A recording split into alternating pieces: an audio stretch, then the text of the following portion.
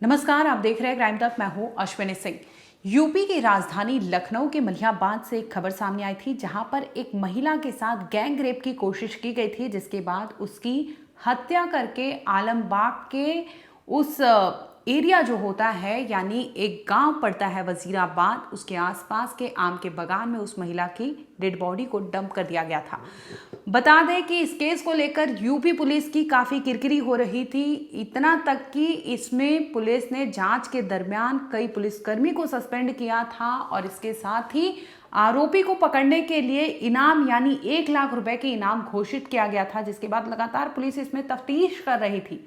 इसी दरमियान आपको बता दें कि पुलिस ने एनकाउंटर में 21 मार्च रात 10 बजे के आसपास की वारदात है, जहां पर पुलिस को क्लू मिला था, जिसके बाद एनकाउंटर में पुलिस ने उस मेन आरोपी को ढेर कर दिया था। चौंकाने वाली बात यह है कि जब पुलिस ने उस पर एनकाउंटर किया और जो कहानी सामने आई वो अपने आप में बड़ी दिलचस्प है।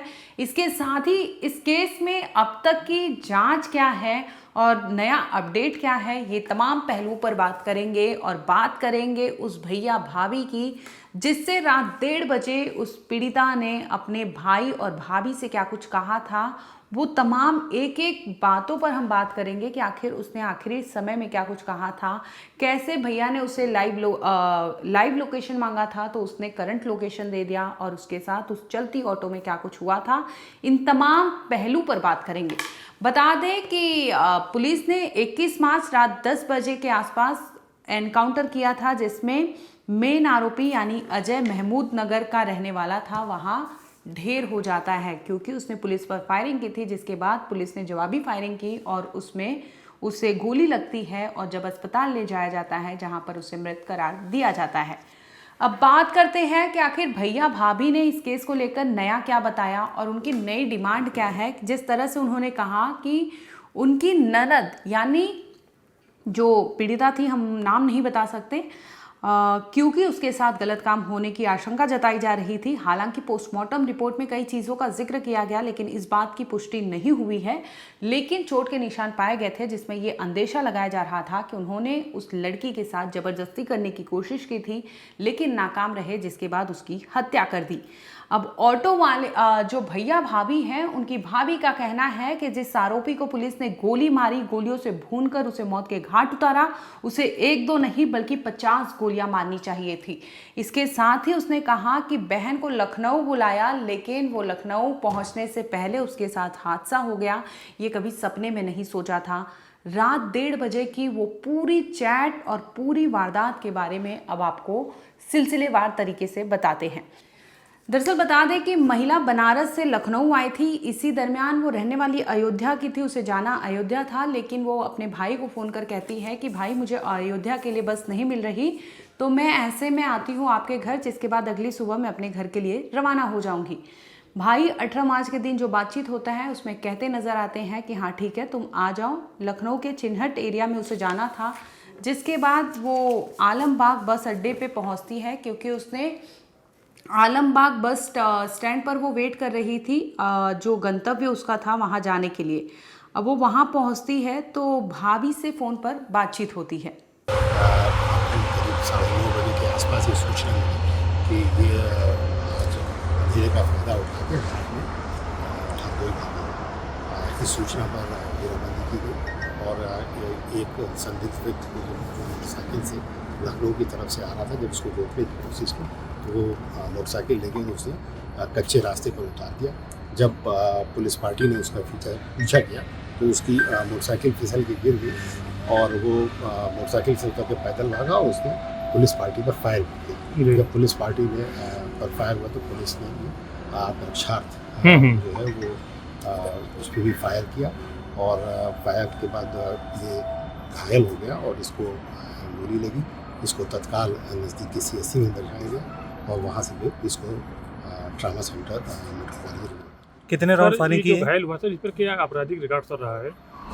इसकी पहचान जो है वो अजय नाम के व्यक्ति में हुई, जो इसका हत्याकांड का मुख्य आरोपी था और इसके ऊपर पुलिस कमिश्नर लखनऊ सर ने 1 लाख रुपए का इनाम घोषित कर दिया था और इसके ऊपर अभी तक की जानकारी के हिसाब से करीब 20 मुकदमे हैं। जो जानकारी हुई है, जो सवेरे पूछताछ दिनेश से हुई थी, उसमें उसने ये बात बताई थी कि वो महिला को जो लखनऊ का रास्ता नहीं जानती है उसको वो बैठा कर लेके आया था और ये रास्ते में जो किसान पथ के पास ये से मिला और दोनों लोग उसको ले गए और उसके साथ गलत कार्य करने की कोशिश की। जब उसने उसका विरोध किया तो उसको उसने गलत। दरअसल पीड़िता की जो भाभी है उनका बयान सामने आया है जिसमें उन्होंने कहा कि शाम 7 बजे उनकी ननद का फ़ोन आया था जिसमें वो कहती नज़र आती है कि मैं लखनऊ आ जाती हूँ, अगले दिन वो अयोध्या चली जाएगी। इसके बाद वो फ़ोन कट जाता है, फिर दोबारा से रात में फ़ोन आता है। इस बार उनकी जो ननद होती है वो कहती है अवध बस डेपो नहीं जा रही बस, तो आलमबाग मैं जा रही हूँ, जहाँ पर मैं ऑटो लेके या फिर अगली बस लेके फिर वहाँ पहुँच जाऊँगी चिन्हट। इसके बाद भाभी ने मना किया कि तुम दूसरी बस से आओ, लेकिन किसी ऑटो ये सब से नहीं आना। अब वो आलमबाग बस स्टैंड के वेटिंग रूम में इंतज़ार कर रही थी कि जैसे ही अगली बस आएगी तो वो वहाँ से निकल जाएगी। जैसे कि सीसीटीवी भी सामने आया था जहाँ पर साफ दिखाई दे रहा था कि महिला उस वेटिंग रूम में इंतज़ार करती है, बस अड्डे पे यहाँ वहाँ जाने आने की जो कोशिश कर रही थी, इस दरमियान उसे कोई फॉलो कर रहा था। अब फॉलो करते करते वो शख्स महिला जहाँ रुकी थी यानी वेटिंग रूम में वहाँ पहुँचता है, जहाँ पर महिला से कहता है कि आप इतनी देर इंतज़ार करेंगी तो इससे बेहतर है कि आप हम चलिए, आपको जहाँ चलना है हम छोड़ देंगे। वहीं महिला की भाभी ने ये बात बताया कि महिला का जब रात में फ़ोन आया तो बोलती है कि भाभी वेटिंग रूम में एक ऑटो वाले आए थे जिन्होंने कहा कि चलो मैं तुम्हें छोड़ देता हूँ, 20-25 मिनट लगेंगे, जिसके बाद क्योंकि वहाँ पर मेट्रो काम चल रहा था। इस दरमियान वो बोलता है कि लेट होंगी और चीज़ें, इसकी वजह से वो महिला उसमें हामी भर देती है और उसकी ऑटो में बैठकर निकल जाती है।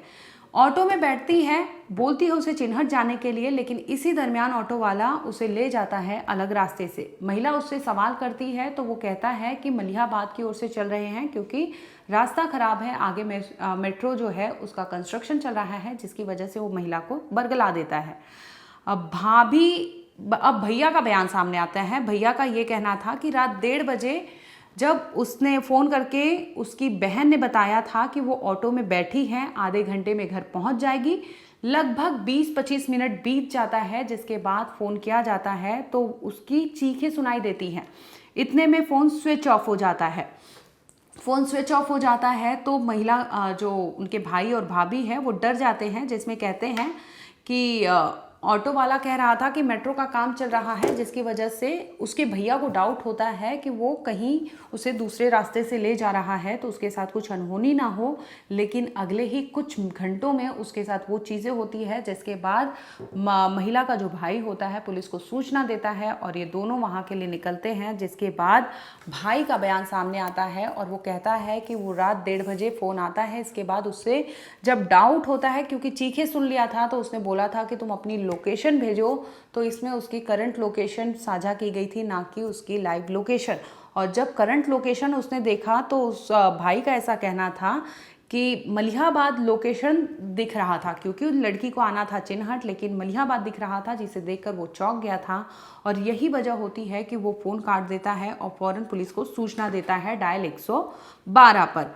अब दोनों इसके बाद जब संपर्क होती है, क्योंकि फ़ोन स्विच ऑफ आ रहा था, इन्हें समझ नहीं रहा था क्या करे, और पुलिस को सूचना दी जाती है। पुलिस फ़ौरन एक्टिव होती है, लेकिन जब पुलिस जांच पड़ताल करते करते मलिहाबाद के, क्योंकि लड़की का लास्ट लोकेशन ट्रेस किया जाता है जो मलिहाबाद के एक गाँव का बताया जाता है, यानी जो गाँव था उस गाँव वाजिद नगर उस एरिया में पाया जाता है। जहाँ पर पहुँचते हैं तो देखते हैं कि उनकी 32 साल की बहन यूँ पड़ी होती है, उसके कपड़े अस्त व्यस्त होते हैं, उसके जो सामान थे, चाहे महिला का पर्स हो, चाहे ज्वेलरी हो, तमाम चीज़ें उसकी बिखरी हुई थी, जिसे लेकर पुलिस अब तफ्तीश करती है, बॉडी को पोस्टमार्टम के लिए भेजती है और केस में कार्रवाई करने के लिए आगे तफ्तीश बढ़ा देती है। इसी दरमियान पुलिस लगातार जांच करती है, क्योंकि ऑटो वाला जो था वो सस्पेक्ट होता है। आलमबाग बस अड्डे पे सीसीटीवी जो थी उसमें दोनों कैप्चर होते हैं और वो एक डेस्टिनेशन से जब जाते हैं ऑटो लेकर तो दो शख्स उस ऑटो में बैठे नजर आते हैं, जिसके बाद पुलिस तमाम अपने घोड़े खोलती है और जांच में ये सामने आता है कि ऑटो ड्राइवर जो है वो दिनेश और अजय दोनों सगे भाई थे। रहने वाले ये लोग लखनऊ के महमूद नगर के ही थे।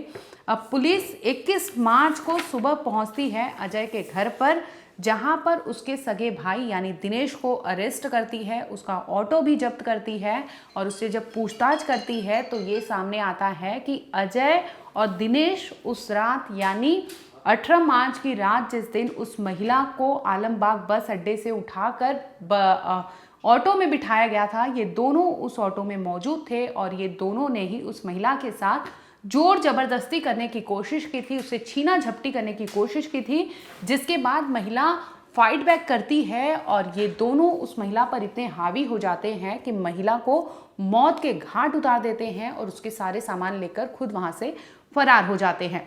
पुलिस 21 मार्च को दिनेश को अरेस्ट करती है और उससे पूछताछ करती है कि तुम्हारा भाई अजय कहाँ है।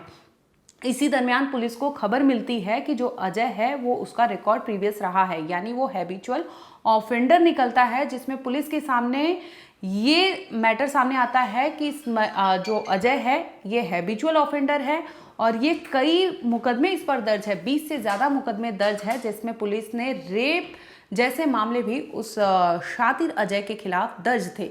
अब पुलिस को मुखबिरी मिलती है, मुखबिरी के द्वारा उन्हें सूचना मिलती है, जिसके बाद पुलिस उसके लास्ट लोकेशन यानी महमूद नगर में उसे घेरने की कोशिश करती है, जिसमें बाइक पर निकलता है अजय और इसी दरमियान वो पुलिस पर फायरिंग करता है, जिसके बाद पुलिस जवाबी फायरिंग करती है और इस दोनों एनकाउंटर में जो होता है अजय ढेर हो जाता है, यानी उसकी मृत्यु हो जाती है, उसे गोलियां लगती हैं और वो वहीं पर ढेर हो जाता है। पुलिस उसे ले जाती है, इसके साथ ही उसके साथ पास से पिस्टल, 2 मोबाइल, बिना नंबर के बाइक, रेप की कोशिश वो किया था, मर्डर किया ही था, इन तमाम पहलुओं को जांच के घेरे में लेती है और उसके भाई अभी तक तो अरेस्ट है, लेकिन अजय जो है ढेर हो गया है।